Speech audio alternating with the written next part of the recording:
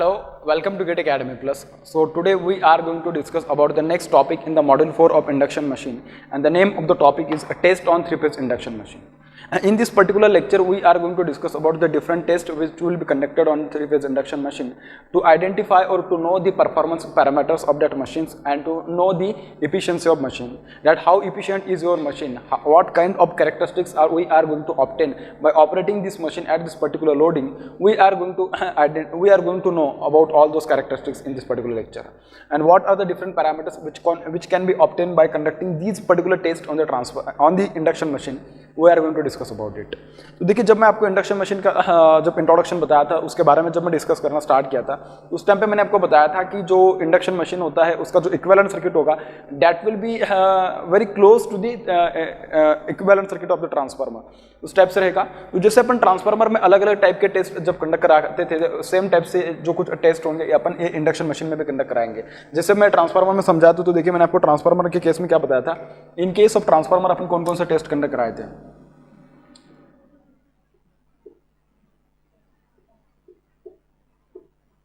Transformer के case में मैं जो टेस्ट कंडक्ट कराया था उसमें था शॉर्ट सर्किट टेस्ट,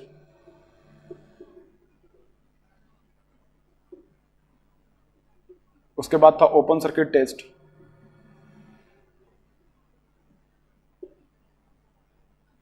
इसमें और भी टेस्ट होते हैं लेकिन अपने सिलेबस में जितना ज़्यादा जो डिस्कशन के पॉइंट ऑफ व्यू से देखा जाए तो शॉर्ट सर्किट और ओपन सर्किट टेस्ट ज़्यादा इंपॉर्टेंट होता है।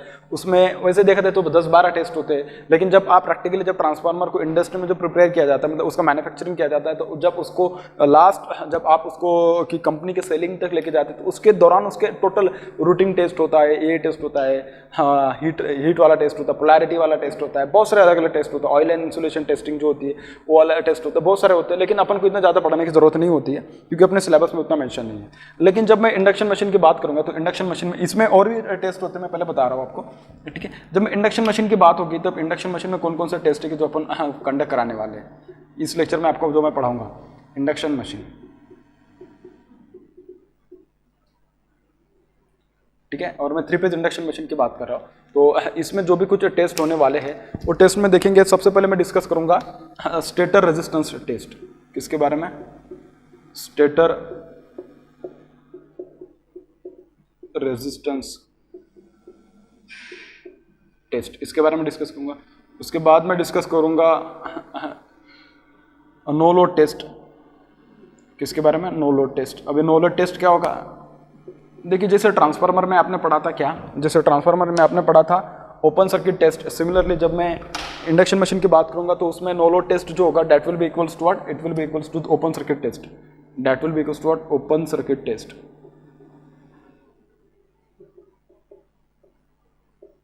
हाँ, जैसे इसमें अपने शॉर्ट सर्किट टेस्ट पढ़ा था तो सेम मैं इंडक्शन मशीन में जो टेस्ट जो डिस्कस करूंगा उसका नाम होगा block rotor test. Blocked rotor test, and this test will be equivalent to the short circuit test in the transformer. Short circuit test समझ में आ रहा है? मतलब रिलेटेड है और भी कुछ नहीं, बहुत आसान है, ठीक है। इस टाइप से तो आप हेडिंग डालिएगा सबसे पहले स्टेटर रेजिस्टेंस टेस्ट के लिए कि स्टेटर का जो रेजिस्टेंस होगा उसका जो मापन उसको किस टाइप से मेजर करने वाले स्टेटर रेजिस्टेंस को, पहले उसके बारे में अपन डिस्कस कर लेते हैं। And then I will discuss about the no load test on the induction machine. तो देखिए, जब भी मैं स्टेटर की बात करूंगा तो आपके पास जो स्टेटर होता है, स्टेटर कैसा होता है? अब मैं बात ही कर रहा हूँ थ्री फेज इंडक्शन मशीन की, तो आपके पास जो स्टेटर आएगा, स्टेटर कैसा होगा? That will also be equals to the three phase induction, three phase actually आपके पास जो स्टेटर है it is three phase stator, ठीक है। ये स्टेटर,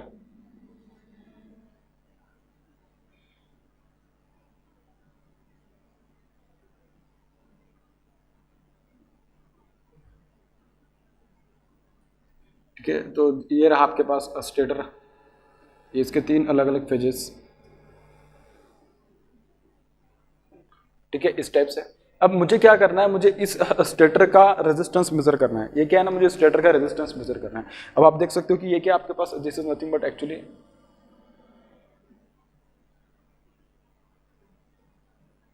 स्टेटर है आपके पास, ठीक है। अब आपको क्या करना है, इसका रेजिस्टेंस अगर मेजर करना है तो मैं क्या करूंगा, इस स्टेटर को ना, देखिए अब आपके पास ये जो वाइंडिंग दिखाई दे रही है आपके पास, ये वाली वाइंडिंग जो है आप देख सकते हो कि ये जो वाइंडिंग है, तो इस वाइंडिंग में देखिए आपको क्या क्या नजर आएगा। वाइंडिंग मतलब ऑब्वियसली कि उसको देखिए पता चल रहा है कि वाइंडिंग है। सपोज अगर वाइंडिंग की बात की जाए तो वाइंडिंग में क्या क्या होगा भाई, अगर ये वाइंडिंग है तो वाइंडिंग का रेजिस्टेंस भी होगा और उसका क्या होगा, रिएक्टेंस भी होगा। बिल्कुल सही है। अब मुझे क्या करना है, मुझे कुछ भी नहीं करना, सिंपल बस मुझे क्या करना है, मुझे रेजिस्टेंस मेजर करना है स्टेटर का। क्या मेजर करना है, स्टेटर का रेजिस्टेंस मेजर करना है, क्योंकि और मैंने जो हेडिंग जो दिया है उसको क्या दिया, स्टेटर रेजिस्टेंस टेस्ट। शायद आप इसको यहाँ पे अलग नाम दे दीजिएगा, मतलब यहाँ पे लिख दीजिएगा हेडिंग स्टेटर रेजिस्टेंस टेस्ट। कुछ लोग उसको डीसी रेजिस्टेंस टेस्ट भी बोलेंगे, डीसी रेजिस्टेंस,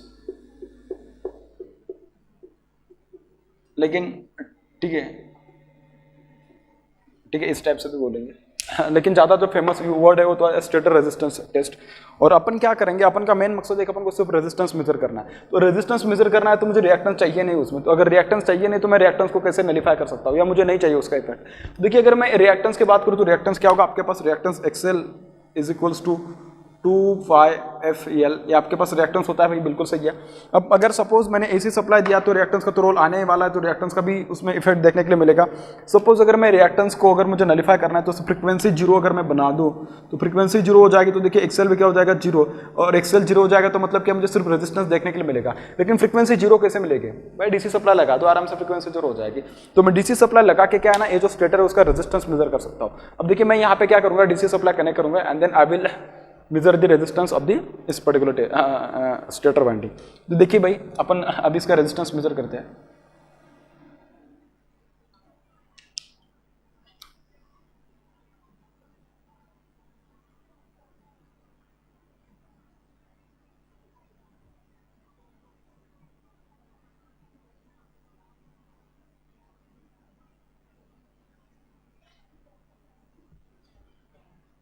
अब आप अगर थोड़ा अच्छे से देखें तो देखिए मैंने जो स्टेटर लिया है वो कैसा लिया, मैंने स्टार कनेक्टेड स्टेटर लिया है। कैसा, स्टार कनेक्टेड लिया। जरूरी नहीं कि स्टार कनेक्टेड ही होगा हर एक जगह पे, डेल्टा भी हो सकता है। तो डेल्टा के लिए भी मैं बता दूंगा आपको कि किस टाइप से क्या करना है, क्योंकि बच्चे इसमें क्या ना गलती कर देते हैं, बच्चे क्या इसमें गलती कर देते हैं इस टाइप से, ठीक है।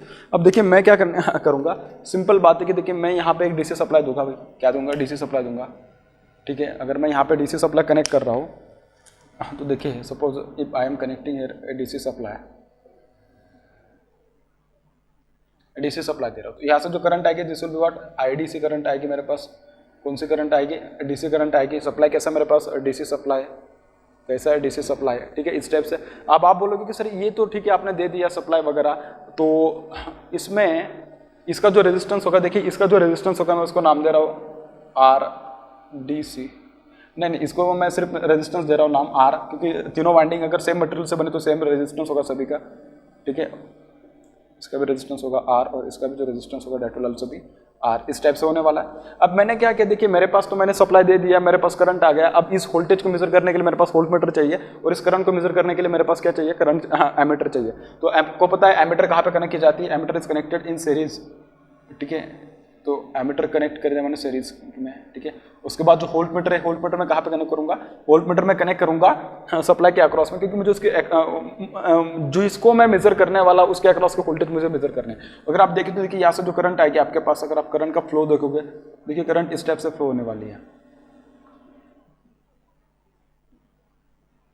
तो सेम करंट फ्लो रही है, इस करंट को तो एमीटर जज कर लेगा। अब वोल्टेज की अगर मैं बात करूं तो देखिए वोल्टेज आपके पास इन दोनों के बीच में आ रहा है, क्योंकि सप्लाई आपके पास इन दोनों के बीच में कनेक्टेड है। तो मैं यहाँ पे क्या है ना, एक वोल्ट मीटर कनेक्ट कर दूंगा। क्या कनेक्ट कर दूंगा, वोल्ट मीटर कनेक्ट कर दूंगा इस टाइप से। और जैसे भी अगर मैंने वोल्ट मीटर कनेक्ट कर दिया तो this volt meter will measure the voltage across this one, and it means this will measure the voltage across this two windings, and this ammeter will measure the current flowing in this windings. इस type से पता चल जाएगा। अगर ये मुझे पता चल गया तो देखिए अब मैं क्या कर सकता हूँ, अब मैं आराम से उसको देखिए सिंपल, मैं बहुत सिंपल तरीके से मैं उसको किस टाइप से सिंप्लीफाई कर रहा हूँ। अब मैं उससे सिर्फ रेजिस्टेंस से मैं उसको दिखा देता हूँ, ठीक है। तो ये वाला जो रेजिस्टेंस है, सिर्फ मैं उसको सिर्फ रेजिस्टेंस से दिखा रहा हूँ फिलहाल।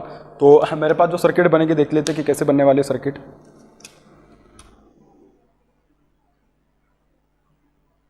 रेजिस्टेंस से दिखाता हूँ सिर्फ, क्योंकि उसमें रिएक्टेंस का इफेक्ट तो आएगा नहीं अभी।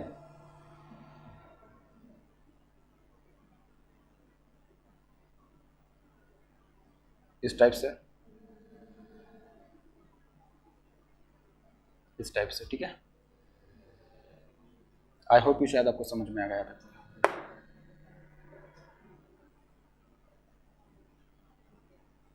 अब आपको क्या ना इन दोनों का रेजिस्टेंस मेजर करना है, तो जो रीडिंग ऑफ वोल्ट मीटर आएगी इसका रेजिस्टेंस रहेगा आर, और इसका भी जो रेजिस्टेंस रहेगा वो क्या रहेगा, आर रहेगा। इसका भी जो रहेगा resistance that will also be R, इस टाइप से। तो इन दोनों के बीच में दिस इज वोल्ट मीटर, ठीक है। यहाँ पे जो था वो था एमीटर, एमीटर, और यहाँ पे मैंने सप्लाई कनेक्टेड था, हाँ ठीक है। सप्लाई को मैं फिलहाल ठीक है यहाँ पे दिखाने की कोशिश करता हूँ, क्योंकि जगह कम है इसके कारण मैं उसको नहीं दिखा पा रहा हूँ, ठीक है। मैं फिर भी उसको ट्राई करता हूँ।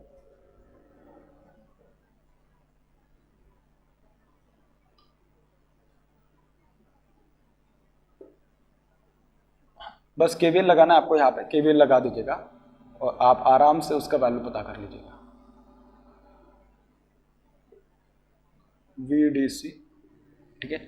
इसमें जनरली करंट है IDC, ठीक है, इस टाइप से।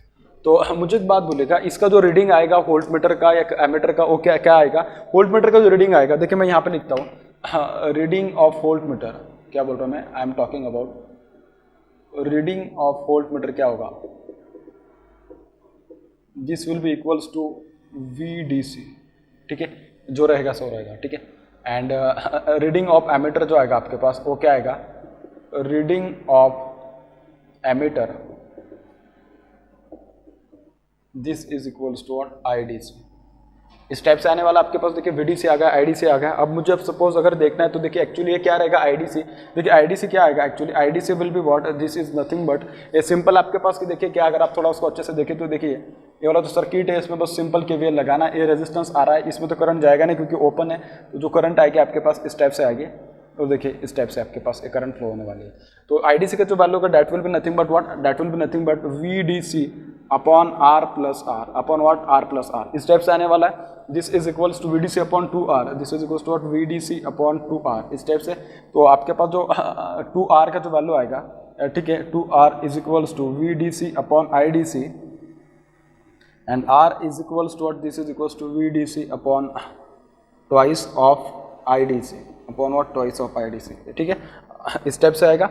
अब अगर आप देखिए VDC अपॉन IDC देखोगे तो उसको तुम क्या बोलोगे, VDC upon IDC will be nothing but what, this will be nothing but, ठीक है, चाहे तो मैं उसको सिंपल स्टेप से लिख लेता हूँ ताकि आपको ज़्यादा क्लियर हो जाएगा। यही से मैं उसको एक्सप्लेन कर, देखिए VDC अपॉन IDC, इन दोनों का जो रेशो आएगा that will be nothing but what, आपके पास एमीटर वोल्ट मीटर जो उसके जो रीडिंग्स है उनका रेशो लोगे तो उससे मिलेगा आपको RDC, क्या मिलेगा, RDC मिलेगा। This will be nothing but DC resistance, मतलब क्या, ये वाला जो आपने जो स्टेटर है, स्टेटर का जो रेजिस्टेंस मेजर किया on DC supply, it will be called as DC resistance, it will be called as what, DC resistance. लेकिन ये DC रेजिस्टेंस कैसा है, this is equals to twice of R, this is equals to twice of R। मुझे एक individual winding के पर phase resistance चाहिए, मतलब R चाहिए मुझे, 2R नहीं चाहिए मुझे, सिर्फ R चाहिए। तो जो R का वैल्यू रहेगा आपके पास, this will be what, R will be equals to what, this will be equals to RDC upon 2, this R will be equals to what, this will be equals to RDC upon 2। ये रहेगा आपके पास क्या, ये रहेगा आपके पास इस resistance का value, ये किसका वैल्यू रहेगा, इस रेजिस्टेंस का वैल्यू रहेगा। अब इसके ऊपर काम अभी कंप्लीट नहीं हुआ है, काम ये अभी बाकी है इसमें, क्योंकि देखिए ये जो मैंने मेजर किया है किसके ऊपर किया है, मैंने DC सप्लाई पे किया, किसके ऊपर किया, DC सप्लाई पे किया। लेकिन मेरा जो मशीन है कौन सा मशीन है, 3 फेज इंडक्शन मशीन है, तो बेटा इसको जो सप्लाई होगी कौन सी होगी, AC सप्लाई होगी। तो AC सप्लाई की वजह से स्किन इफेक्ट जो होता है उसका रोल आएगा, स्किन इफेक्ट की वजह से उसका जो रेजिस्टेंस होगा, ये वाला DC रेजिस्टेंस और AC रेजिस्टेंस दोनों में डिफरेंस होता है। तो जो DC रेजिस्टेंस होगा that will be equals to what, अगर मैं DC रेजिस्टेंस की बात करूं और AC रेजिस्टेंस की बात करूं तो DC जो होता है कम होता है DC resistance, and AC resistance थोड़ा कैसा होता है, ज़्यादा होता है।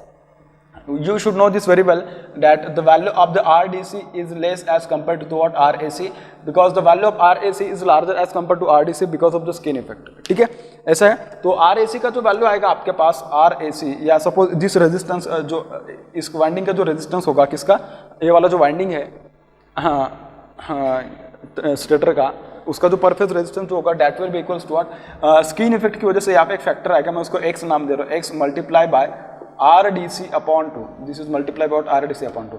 Keep this thing on mind that this is valid for what? This is valid for star connection. जब मैं डेल्टा की बात करूंगा तो डेल्टा में थोड़ा चीजें बदल जाएगी, तो आपको अच्छे से उस टाइम पे पता होना चाहिए. जनरली देखा जाए तो x का वैल्यू जो होता है दिस इज इक्वल टू 1.25 लिया जाएगा, कभी कभी 1.6 भी बोल देगा, 1.7 बोल देगा, तो उसको बोलेगे तुम AC रेजिस्टेंस. क्या बोलोगे उसको आप? AC resistance. और आप जो भी कैलकुलेशन करोगे बेटा उसमें जो भी कुछ रेजिस्टेंस का वैल्यू यूज करोगे that will be equals to what? That will be equals to the RAC. That will be equals to what? RAC. तो आपको ये पता होना चाहिए कि जब भी मैं बात करूंगा, क्योंकि इसके ऊपर जब मैं न्यूमेरिकल कंडक्ट कराऊंगा, न्यूमेरिकल का जो सेशन लूंगा उस टाइम पे देखना कि वो बोल देगा ऐसा कि डीसी रेजिस्टेंस जब आपने उसके ऊपर परफॉर्म किया उस मशीन पे, तो उसमें जो रेजिस्टेंस का वैल्यू निकल के आएगा that resistance is these many times of the AC effective resistance. तो ऐसा बोल देगा. तो आपको एक बात पता होना चाहिए. ठीक है, तो देखिए मैंने जो भी सॉल्व किया किसके लिए था? This was entirely for the star connection. अब मैं बात करूंगा डेल्टा कनेक्शन के लिए. अब डेल्टा कनेक्शन के लिए देख लेते हैं कि उसमें किस टाइप से आने वाले चेंजेस हैं. ठीक है, तो देखिए बात करते हैं अभी विद डेल्टा कनेक्टेड जो स्टेटर रहेगा आपके पास उसके लिए किस टाइप से आने वाला है. देखिए डेल्टा कनेक्टेड होगा स्टेटर, तो सेम जैसे मैं आपके पास स्टार कनेक्टेड स्टेटर के लिए मैंने डीसी सप्लाई दिया था, तो यहाँ पे देखिए मैंने डीसी सप्लाई दिया, लेकिन उसमें क्या था ना, तीनों के तीनों फेज आपके कैसे थे?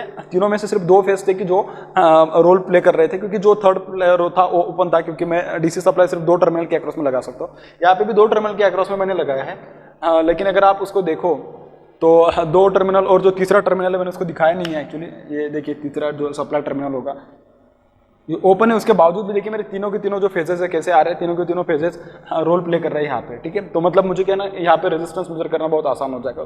ठीक है, तो दिस इज उसका रेजिस्टेंस आएगा R, इसका भी आएगा R. अब आप में से कुछ लोग बोलेंगे कि सर आपने तो उसमें वाइंडिंग दिखाया, R कैसे दिखाया? मैं उस टाइम पे आपको बोला था कि जैसे इसमें रिएक्टेंस भी है, लेकिन रिएक्टेंस को अपन निगलेक्ट कर देंगे, क्योंकि रिएक्टेंस आएगा ही नहीं, क्योंकि डीसी सप्लाई चल रहा है, तो उसमें रिएक्टेंस का इफेक्ट क्या हो जाएगा? 0 हो जाएगा. क्या हो जाएगा? 0. तो इसके लिए मैंने क्या ना देखिए सिर्फ रेजिस्टेंसेस दिखाया. आगे वाले जो डायग्राम निकाला है मैंने, यहाँ पे क्या दिखाया? सिर्फ रेजिस्टेंसेस दिखाया. ठीक है, तो यहाँ से जो AC सप्लाई जो DC सप्लाई है, ठीक है, इसकी वोल्टेज मेजर करेगा वोल्ट मीटर, उसमें से जो करंट निकलेगी करंट मेजर करेगा एमीटर, और मुझे क्या है ना इसका इक्विवेलेंट रेजिस्टेंस मेजर करना होगा. अगर आप देखें तो देखिए आपको एक बात पता चल रही होगी क्या, कि यहाँ से जो करंट आ रही है IDC, ये जो IDC है, this current is getting divided into 2 part. This current is getting divided into what? 2 parts. आप देख सकते हैं कि एक पार्ट ये है और दूसरा पार्ट ये है. इधर जा रही है कुछ करंट और इधर जा रही है कुछ करंट. ठीक है, तो मुझे क्या करना है अभी, ये जो करंट है, ये देखिए ये वाली जो करंट है ऐसे जा रही है, सेम करंट आप देखिए तो देखिए इसमें भी होगा, लेकिन उसको मैंने दिखाया कैसे? ओपन सर्किट दिखा दिया, तो उसको नहीं भी दिखाया तो भी चलेगा. ठीक है, तो इधर तो करंट जाएगी नहीं, इधर तो 0 एम्पियर है, जो भी करंट आएगी पूरी की पूरी करंट इधर चली जाएगी, इस टाइप से जाएगी. ठीक है, और इसकी जो करंट आएगी इस टाइप से, और दोनों की दोनों करंट फिर यहाँ से, this will be what? This will B IDC. इस टाइप से करंट आने वाली होगी. तो आप देख सकते हो कि ये R और AR दोनों कैसे बेटा सीरीज में है, दोनों कैसे सीरीज में, और ये वाला जो सीरीज कॉम्बिनेशन इनका स्टार्टिंग पॉइंट और एंडिंग पॉइंट, ये दोनों R मिला के एक स्टार्टिंग पॉइंट बन जाएगा. ठीक है, क्योंकि दोनों सीरीज में है, और ये अगर देखा जाए तो इसका स्टार्टिंग और इसका स्टार्टिंग, तो ये 2R and this R both are in what? Parallel. दोनों कैसे पैरेलल में. तो इसका जब मैं R इक्विवेलेंट फाइंड करूंगा तो R इक्विवेलेंट देखिए किस टाइप से आएगा. तो इसको अगर मैं सिंपल तरीके से अगर बताऊँ तो देखिए सिंपली किस टाइप से बन सकता है. ये वाला जो डायग्राम अगर मैं निकालूँ तो बहुत ही सिंपल तरीके से मैं बता रहा हूँ उसको. हाँ, मैं यहाँ पे उसको लिख देता हूँ चाहे तो, मेरे पास जगह नहीं, मैंने पहले ही लिख रखा है, तो ठीक है मैं उसको यहीं पे दिखा देता हूँ, कोई दिक्कत नहीं है. ठीक है, यहाँ पे उसको अभी तो आराम से दिखाया जा सकता है, क्योंकि उसके अभी मुझे ज़रूरत नहीं पड़ेगी.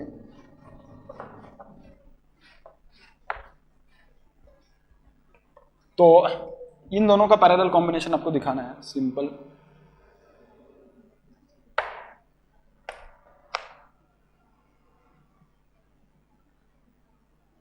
ये एक R और ये जो दूसरा R है इसमें 2 R रहेगा.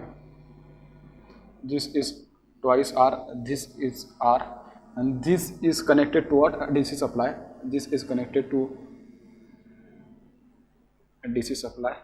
इसके अक्रॉस में वोल्टेज मेजर करने के लिए वोल्ट मीटर लगा है, और इसमें से जाने वाले करंट मेजर करने के लिए एमीटर लगा है. ठीक है, यहाँ से जो करंट आएगी this will be what? This will B IDC. जो सप्लाई होगा that will be what? VDC. इस VDC को मेजर करेगा वोल्ट मीटर, इस IDC को मेजर करेगा एमीटर. ठीक है, तो यहाँ से जो R इक्विवेलेंट आएगा आपके पास, R इक्विवेलेंट क्या आएगा? R इक्विवेलेंट बड़ा सिंपल है, देखिए क्या आएगा. R equivalent will be equals to this voltage divided by this current will be equals to R equivalent, और R इक्विवेलेंट रहेगा आपके पास 2R multiply by R divided by 2R plus R, which is equals to 2R divided by 3, which is equals to what? 2R divided by 3. और R equivalent जो रहेगा, this R equivalent will be equals to what? This will be equals to VDC upon IDC.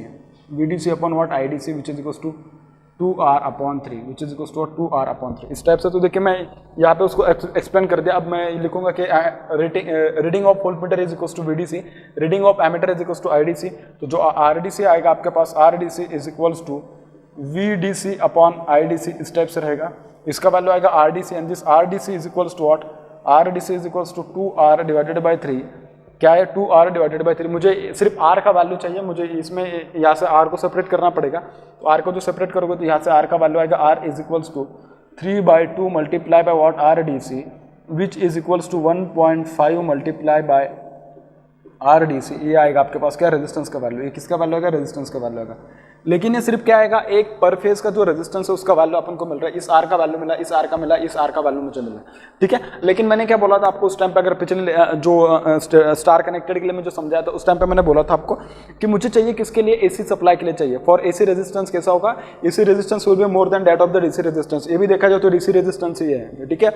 ये भी कैसा है, DC resistance है। So RAC will be equals to, RAC will be equals to X times of what R, ठीक है। मैं उसको सिर्फ R दिखा रहा हूँ, कोई दिक्कत नहीं है। तो यहाँ से आपको एक बात पता चल जाएगी कि this X is going to indicate the skin effect की वजह से जो फैक्टर होगा उससे आपको मल्टीप्लाई करना पड़ेगा। और वैसे क्वेश्चन में मेंशन कर देगा कि effective resistance is these many times of the DC resistance, ऐसा मेंशन कर देगा। आपको उसके बारे में टेंशन लेने की जरूरत नहीं। तो देखा आपने जो भी इसके पहले जो न्यूमेरिकल सॉल्व किए होंगे इससे रिलेवेंट इस पर्टिकुलर टॉपिक से, अगर आपको पता नहीं होगा तो आप बीच बीच में सोचते होंगे सर ऐसे डायरेक्टली 1.5 से उसको कैसे मल्टीप्लाई कर देता है। बेटा उसको मल्टीप्लाई नहीं करते डायरेक्टली, अपन उसको DC रेजिस्टेंस टेस्ट उसको अपन उसके ऊपर अपन कंडक्ट कराते हैं, उसके बाद अपन उसको सॉल्व करते हैं। सॉल्व करने के बाद अपन के पास ए वाला एक्सप्रेशन आता है। और जो इसके पहले मैंने सॉल्व किया था उसमें कैसा था, आपके पास डिवाइडेड बाय 2 था। तो RDC डिवाइडेड बाय 2 वो जो आता है आपके पास पर फेज रेजिस्टेंस आता है for each individual phases of the stator when the DC resistance test is connected on the star connected stator, ठीक है। इतना समझ में आएगा। तो इसको अगर मैं कंक्लूड करके बताऊँ तो देखिए,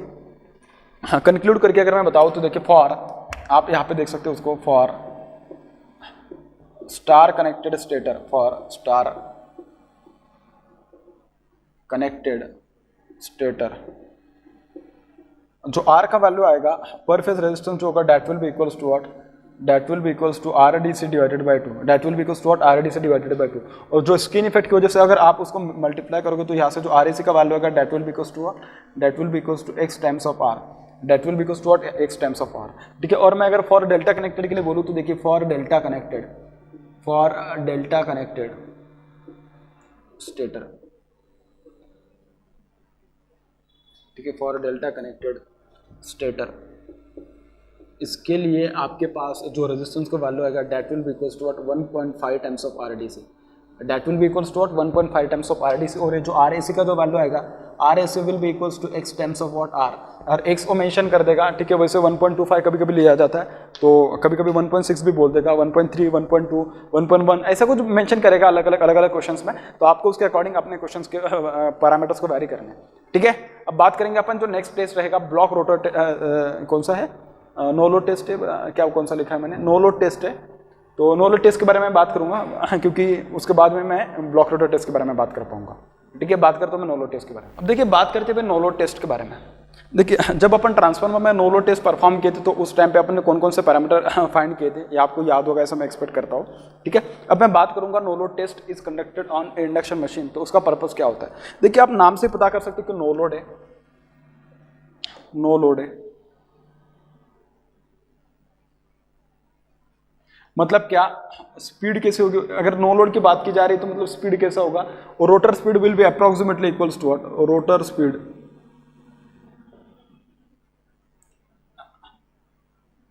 NR will be approximately equals to what NS, approximately बोल रहा हूँ, ठीक है, बिल्कुल नहीं ऐसा नहीं है।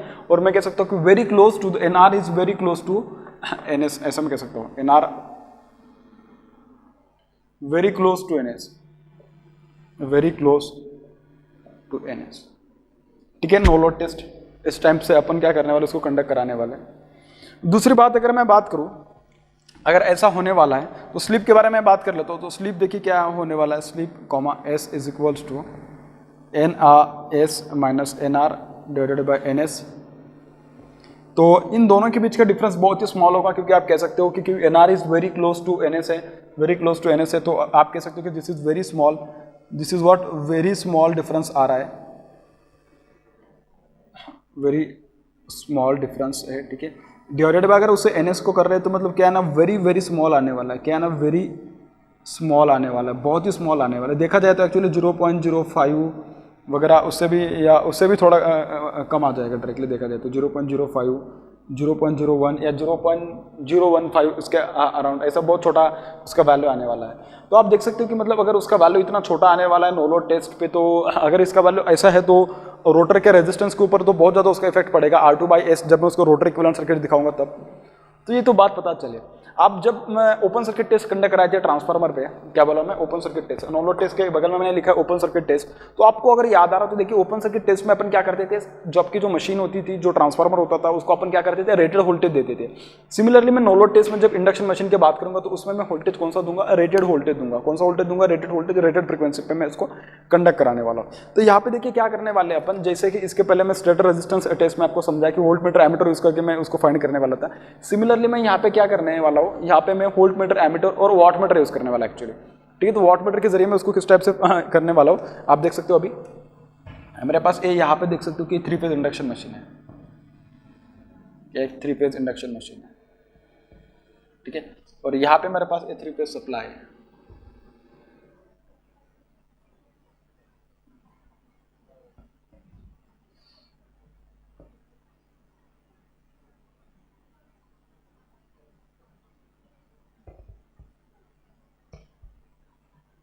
ये 3 फेज सप्लाई आपके पास, ठीक है। इस टाइप से, ये थोड़ा मैं मिडिल में ले लेता हूँ क्योंकि जगह कम पड़ेगी। तो मैं क्या करूँगा, एक वाट मीटर यहाँ पे कनेक्ट करने वाला हूँ, ठीक है। प्रोसीजर में थोड़ा बाद में समझा दूंगा, पहले मैं कनेक्शन बना देता हूँ, ठीक है। सिमिलरली एक दूसरा वाट मीटर मैं यहाँ पे कनेक्ट करूँगा। आपको अगर याद आ रहा है तो देखिए, अपने अंडर ग्रेजुएट कोर्स में, मेजरमेंट के कोर्स में, मेजरमेंट का जो सब्जेक्ट था उसमें अपने 2 wattmeter method of power measurement, उसके बारे में डिस्कस किया होगा। और 3 फेज पावर मेजर की जा रही है, तो ऑब्वियस बेटा यहाँ पे जो सप्लाई जो होगा आपके पास 3 फेज सप्लाई होगा, ठीक है। तो यहाँ पे एक वाट मीटर है आपका,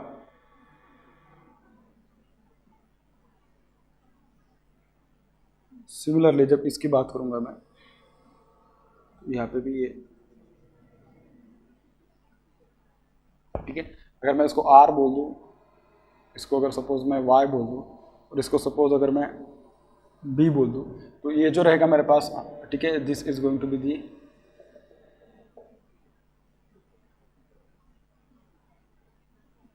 वाट मीटर 1, ठीक है। सिमिलरली ये जो रहेगा मेरे पास, this will be what, this will be nothing but this is W1, watt meter 1 रहेगा।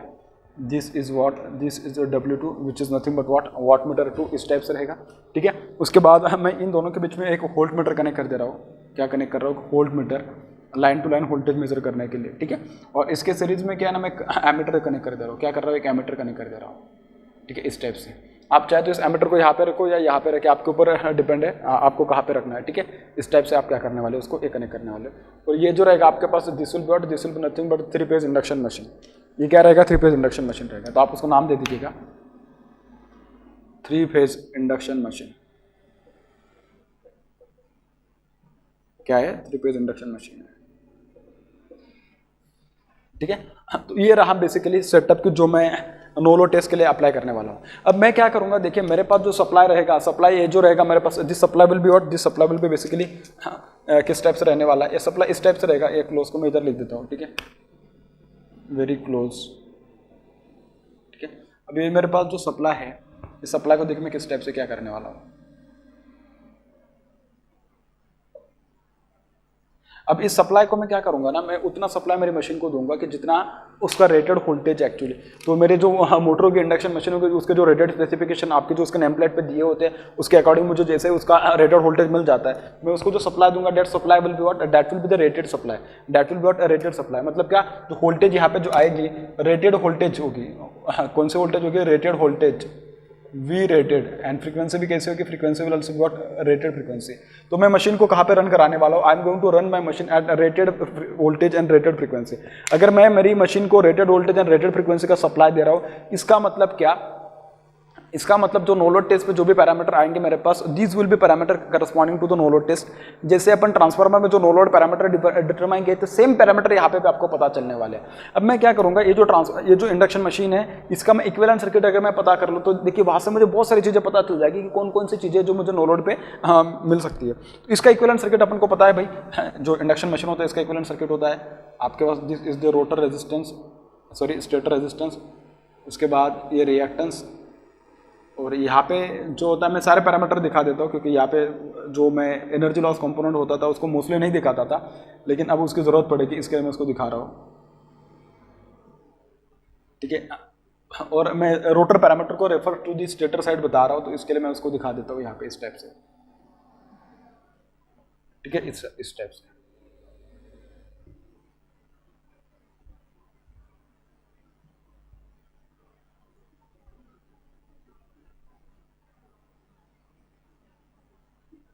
ठीक है, ये जो होता था आपके पास दिस वॉज वेरिएबल होता था, this was equals to what R2 upon S, इस टाइप से होता था, R2 डैश अपॉन S, मतलब refer to the stator side actually, this is equals to X2 dash, ठीक है, this is equals to J times of XM, this is R0 या RC आपको जो बोलना है, ठीक है, this is equals to J times of X1 and this is what, this is R1। यहाँ पे आपके पास क्या होता था, सप्लाई लगी रहती थी, यहाँ पे क्या होता था, सप्लाई लगी रहती थी, इस टाइप से, ठीक है। अगर आपको देखिए थोड़ा समझ में आ रहा है तो यहाँ पे अपने आप आपको समझ में आ गया होगा कि नो लोड टेस्ट है तो इसमें जो रोटर होगा, रोटर का कोई सवाल ही नहीं आएगा, क्योंकि आपके पास जो मशीन है, मशीन नो लोड स्पीड पे दौड़ रही है, no load speed is very close to the what synchronous speed है, वेरी क्लोज टू द, अगर सिंक्रोनस स्पीड है तो उसमें जो स्लिप है, स्लिप का वैल्यू कैसा, बहुत ही कम है। अगर स्लिप का वैल्यू बहुत कम है तो आप इधर थोड़ा देखिएगा, यहाँ पे जो रोटर का जो रेजिस्टेंस होगा उसका वैल्यू अगर देखा जाए तो R2 डैश डिवाइडेड बाय 0.005 इस टाइप से देखा जाए तो दिस विल बी 200 टाइम्स, मतलब बहुत ज़्यादा वैल्यू आ जाएगा। बहुत ज़्यादा वैल्यू होगा तो इसमें जो करंट आएगी, current will be what very less और नेग्लिजिबल होगी। क्या बोल रहा हूँ मैं, नेग्लिजिबल करंट इसमें से आ जाएगी डायरेक्टली। अगर नेग्लिजिबल करंट है तो ये कैसे बिहेव करेगा देखा जाए तो this will behave like a open circuit test, this will behave like what, open circuit, मतलब ओपन सर्किट की तरह बिहेव करेगा। अगर ओपन सर्किट की तरह बिहेव कर रहा है तो मुझे एक बात बोले, मैं इसको यहाँ से हटा देता हूँ। अगर मैं उसको यहाँ से हटा दिया तो देखिए अब आपको और भी ज़्यादा पिक्चर क्लियर हो जाएगी कि अगर सपोज मैं उसको यहाँ पे हटा दिया, मतलब इस टाइप से अगर बिहेव कर रहा है, ठीक है, अगर इस टाइप से बिहेव कर रहा है तो आप देख सकते हो कि यहाँ पे मैंने सप्लाई दिया है, दिस इज रेटेड वोल्टेज, यहाँ से जो भी करंट आए this current will be what I0 होगा, this will be no load current. ये करंट किसके थ्रू फ्लो हो रही है, this is flowing through the stator resistance, stator reactance. उसके बाद इधर जो करंट जाएगा this will be what 0 ampere. इसका मतलब क्या, इसका मतलब कुछ भी नहीं, जो आपके पास जो रोटर करंट होगी I2, this I2 will be equals to 0 ampere, उसको I2 डैश बोल देता हूँ मैं, ठीक है। This I2 dash will be equals to, this will be equals to 0 ampere. इधर से जो करंट आएगी this will be equals to I0, और ये जो करंट जाएगी दिस विल बी, इसमें कुछ हिस्सा जाएगा जो इसमें चला जाएगा R0 के करस्पॉन्डिंग, या उसको RE भी बोला जाता है, एनर्जी लॉस कंपोनेंट, ठीक है, तो मैं उसको RE के नाम से इंडिकेट कर देता हूँ। दिस इज IE, इसमें जो जाएगा करंट, XM में जो करंट जाएगा that will be IM, magnetising component of current इस टाइप से रहेगा, ठीक है, इस टाइप से। आपको अगर याद आ रहा है तो मैंने आपको उस टाइम पे बोला था कि जो आपके पास जो इंडक्शन मशीन है, इस मशीन में क्या होता है, जब पावर ट्रांसफर की बात की जाती है तो ट्रांसफार्मर के केस में क्या था, एक स्टैटिक डिवाइस होता था। क्या होता था, स्टैटिक डिवाइस होता था, तो उसमें क्या है ना, बहुत ज़्यादा एयर गैप नहीं होता था, बल्कि जब इंडक्शन मशीन की बात करते तो उसमें एयर गैप कैसा होता है, थोड़ा ज़्यादा होता है। ज़्यादा एयर गैप है तो भाई उसमें जो आपके पास जो स्टेटर से रोटर की साइड जो पावर ट्रांसफर करानी है उसके लिए थोड़ा ज़्यादा एनर्जी लगेगा, उसके लिए क्या लगेगा, ज़्यादा एनर्जी लगेगा, तो उसके लिए थोड़ा ज़्यादा फ्लक्स क्रिएट करना पड़ेगा, क्योंकि अल्टीमेटली तो with the help of flux से आप क्या करने वाले, उसको रिएक्टिव पावर जो होती है उसका मतलब भी तो उतना पावर ट्रांसफर के लिए हेल्प करती है। सिमिलरली यहाँ पे उतना ज़्यादा फ्लक्स क्रिएट करने के लिए उतना ज़्यादा मैग्नेटाइजिंग करंट का होना बहुत जरूरी है, और अगर आप उतना ज़्यादा मैग्नेटाइजिंग करंट की डिमांड कर रहे हैं तो उसके लिए क्या होगा, उसके लिए जो XM होगा, XM का वैल्यू कैसा होना चाहिए, ज़्यादा करंट चाहिए तो उसके लिए XM का वैल्यू कैसा होना चाहिए, कम चाहिए।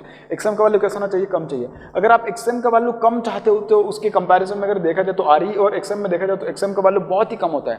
XM का वैल्यू कैसा होता है, बहुत ही कम होता है। अगर XM का वैल्यू कम होता है तो बेटा उसमें आपको एक बात पता चलेगी, most of the part of this I0 will go into what, will go into JXM. It means the value of IM is definitely going to be greater than what, IE. अगर IM का value IE से ज़्यादा होने वाला है, क्या बोल रहा हूँ मैं, अगर IM का वैल्यू IE से अगर ज़्यादा होने वाला है, इसका मतलब क्या है, इसमें जो मैग्नेटाइजिंग करंट है it is more and more lagging nature की है, तो उसकी वजह से जो पावर फैक्टर आएगा, that power factor will be of very lagging nature. cos phi will be very small और it will be about very small।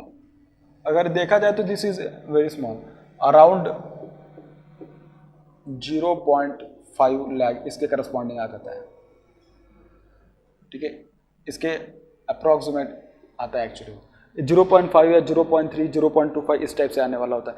और इस टाइप पे जो नो लोड करंट आएगी उसका मैग्नीट्यूड के बारे में बात करूँ तो देखिए नो लोड करंट क्या होने वाली, I not is going to be equals to what I M, ठीक है, एक्चुअली इसमें पहले लिखता हूँ I E minus J times of what I not, I M actually minus J times of I not, इस टाइप से आने वाला, ठीक है।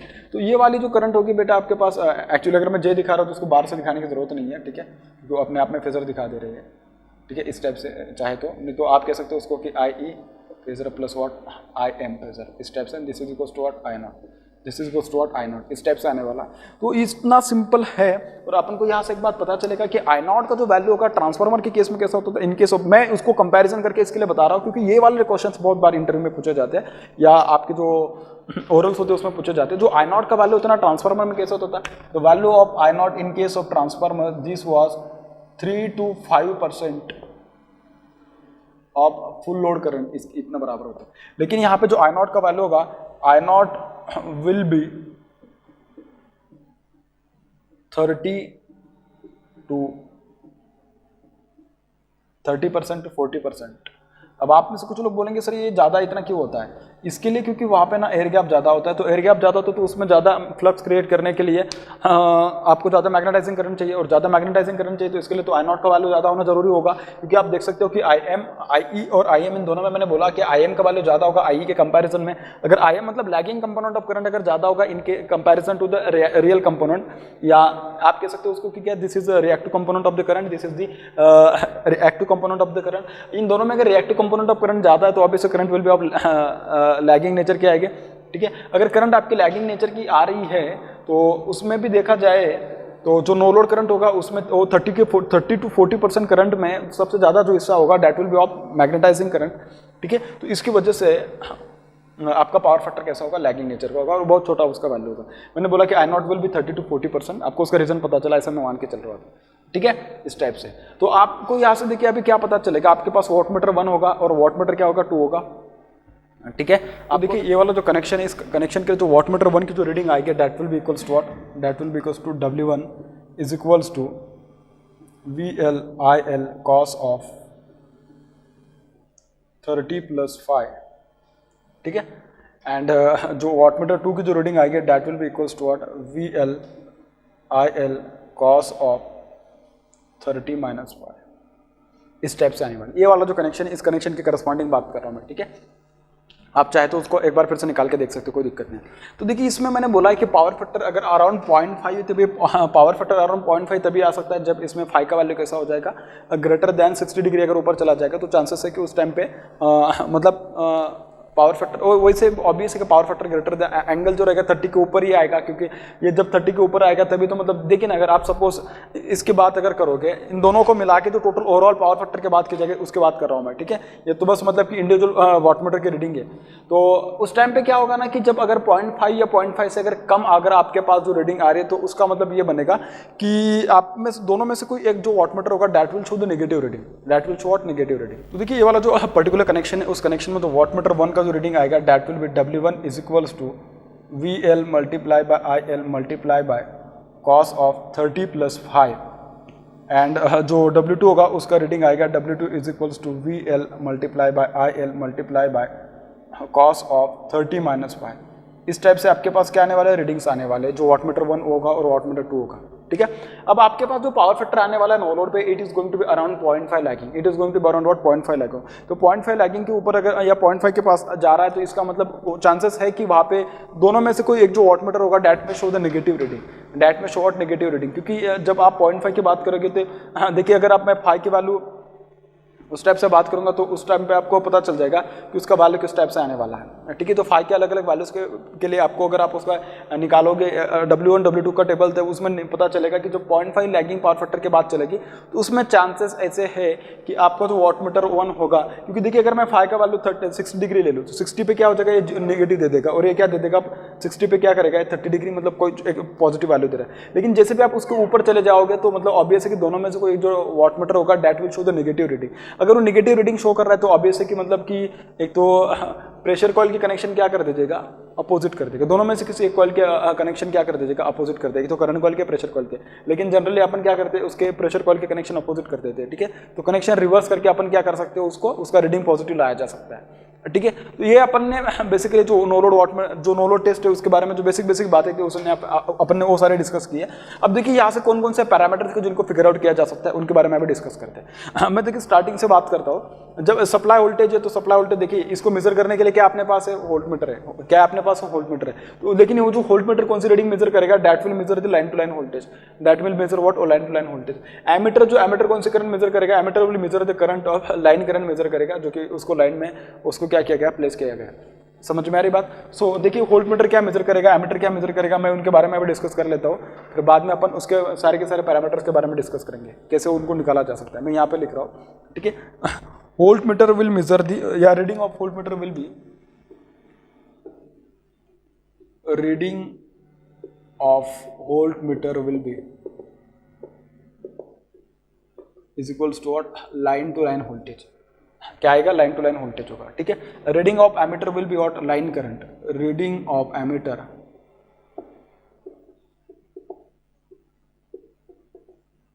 This is going to what, IL, line current, ठीक है।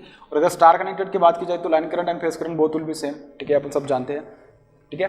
हाँ, उसके बाद जो रीडिंग ऑफ एमीटर जो होगा that will be IL, and IL will be equals to what, I naught, क्योंकि नो लोड पे जो करंट आएगा that will be what, no load current, ठीक है। तो अपन को पहला पैरामीटर कौन सा मिला कि जो अपन यहाँ से मेजर कर सकते हैं, that is nothing but the no load current. So अपन क्या पता किया, नो लोड करंट, अब करंट पता किया, नो लोड करंट, ठीक है। अब देखिए अपन को एक एक सारी बातें यहाँ से अच्छे से पता चलती जाएगी। नो लोड करंट पता चल गया। अब नो लोड करंट पता करने के बाद आपको देखिए क्या क्या पता चल सकता है। आपको JX1 पता है यहाँ पे, और R1 पता है। R1 का वैल्यू पता है आपको, बिल्कुल पता है भाई।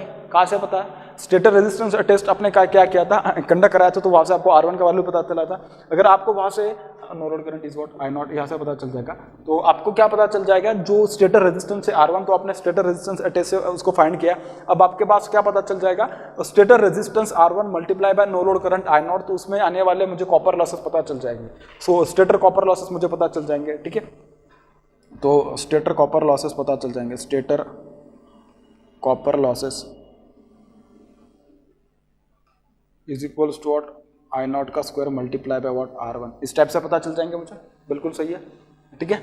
हाँ, उसके बाद अगर मैं बात करूँ तो देखिए मेरे पास क्या है ना, एक ये वोल्टेज है और ये एमीटर है। आप थोड़ा इधर अगर ध्यान दें तो देखिए यहाँ पे जो एक्चुअली जो ड्रॉप होगा ना, बहुत ही कम वोल्टेज ड्रॉप होगा। क्या होगा, बहुत ही कम वोल्टेज ड्रॉप होगा। यहाँ पे भी जो वोल्टेज ड्रॉप होगा बहुत ही कम होगा, क्योंकि नो लोड पे इसका वैल्यू तो ऑलरेडी बहुत ही छोटा होता है, I नॉट का भी वैल्यू बहुत ज़्यादा तो नहीं होगा, ठीक है। नो लोड पे तो उसका वैल्यू भी कम ही होगा। तो इसकी वजह से जो वोल्टेज ड्रॉप आएगा और इसकी वजह से जो वोल्टेज ड्रॉप आएगा उसके वैल्यूज भी बहुत ज़्यादा नहीं होंगे, ठीक है। तो अगर मैं बात करूँ तो नो लोड पे जो मुझे इंपीडेंस देखने के लिए मिलेगा, मतलब क्या, the ratio of volt meter reading divided by the ratio of divided by the reading of the ammeter, तो वहाँ से मुझे पता चलेगा नो लोड क्या इंपीडेंस पता चलेगा। सो नो लोड इंपीडेंस देखिए मैं कैसे पता करूंगा, नो लोड इंपीडेंस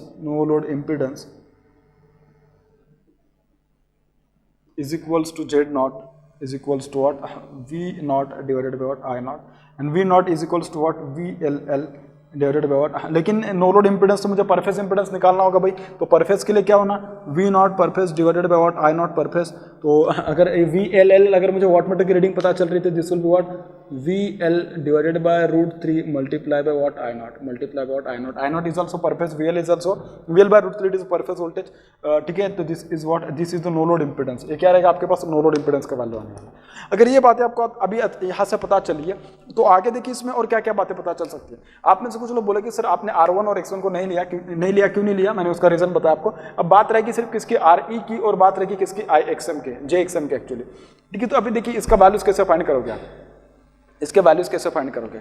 देखिए आपको तो यहाँ से इतना पता चल गया है, वॉटमीटर 1 और वॉटमीटर 2 इन दोनों की रीडिंग से आपको क्या पता चल जाएगा, पूरी जो टोटल पावर आ रही है, नो लोड पावर पता चल जाएगा। So from the readings of wattmeter, मैं यहाँ पे लिख रहा हूँ, from the readings of wattmeter we will get to know the value of no load power.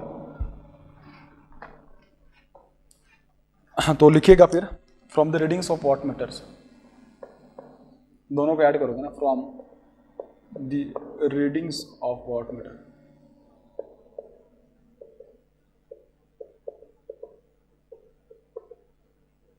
No load power will be no, क्या पता चलेगा, no load power will be no, no load power will be no.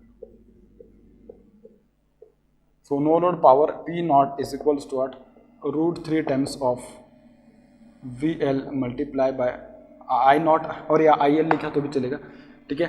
तो this is VL multiply by I naught, और IL दोनों same ही है, क्योंकि अगर मैं स्टार कनेक्टेड कंसिडर कर लूँ तो उसके लिए क्या होगा भाई, I naught is equals to IL for what, star connected, पहले बता रहा हूँ, ठीक है. उसके बाद अगर मैं सपोज अगर देखिए मेरे पास I0 का वैल्यू पता चल गया था, मुझे कैसे एमीटर से पता चल गया था, reading of ammeter is equals to I0, बिल्कुल सही है. मुझे VL का भी वैल्यू पता चल गया था, कहाँ से पता चला था, वोल्ट मीटर से पता चला था, मैंने लिखा भी है रीडिंग ऑफ वोल्ट मीटर. तो मुझे cos phi नॉट का वैल्यू पता चल जाएगा, no load power factor. So cos phi naught is equals to, और P नॉट कहाँ से आएगा, P naught will be from W1 और W2, वहाँ से पता चल जाएगा. This will become what, P naught divided by root 3 times of V naught multiply by what, I0, या VLL, actually this will be what, VLL, ठीक है. तो सिर्फ VL दिखा दीजिए, कोई दिक्कत नहीं उसको इतना LL दिखाने की, ठीक है. यहाँ से पता चल जाएगा, cos phi नॉट पता चल जाएगा. अगर आपको cos phi नॉट पता है, आपको I0 पता है, तो देखिए यहाँ से क्या क्या पता चल जाएगा, यहाँ से देखिए क्या पता चल जाएगा. मैंने बोला कि अगर इसका ड्रॉप को अगर मैं निगलेक्ट कर दूँ तो जो पूरी की पूरी वोल्टेज मेरे पास यहाँ पे आ रही है, इसके अक्रॉस में आ रही है, बिल्कुल सही है. अगर इसके अक्रॉस में आ रही है तो देखिए मेरे पास, मुझे इसमें जाने वाले जो energy loss component of core है, जो एयर गैप एक्चुअली, इसका जो एनर्जी लॉस कंपोनेंट है वहाँ से मुझे आई पता चल जाएगा, और XM से मुझे IM पता चलेगा. अब IM कैसे पता चलेगा और XM कैसे पता चलेगा. अब देखिए मेरे पास अगर cos phi नॉट है, तो देखिए मैं यहाँ से उसका वैल्यू कैसे पता करूँगा, इसका वैल्यू कैसे पता करूँगा. तो उसको पता करने के लिए एक सिंपल अगर मैं बात बोलूँ तो देखिए RE भी में है मेरे पास और XM भी है. तो वहाँ से अगर मैं देखूँ तो आप देख सकते हो कि जो नो लोड इम्पिडेंस है, नो लोड इम्पिडेंस कैसे आपके पास, नो लोड इम्पिडेंस है Z0, this is equals to what, this is equals to R divided by what, cos of phi naught. अगर आप इम्पिडेंस ट्रायंगल से देखो तो उसका वैल्यू स्टेप से आप पता कर पाओगे, ठीक है. तो R का जो वैल्यू आएगा, लेकिन this will be what, this will be energy loss component RE. So RE will be equals to what, this is equals to Z0 multiply by what, cos of phi naught. इस type से आएगा आपके पास.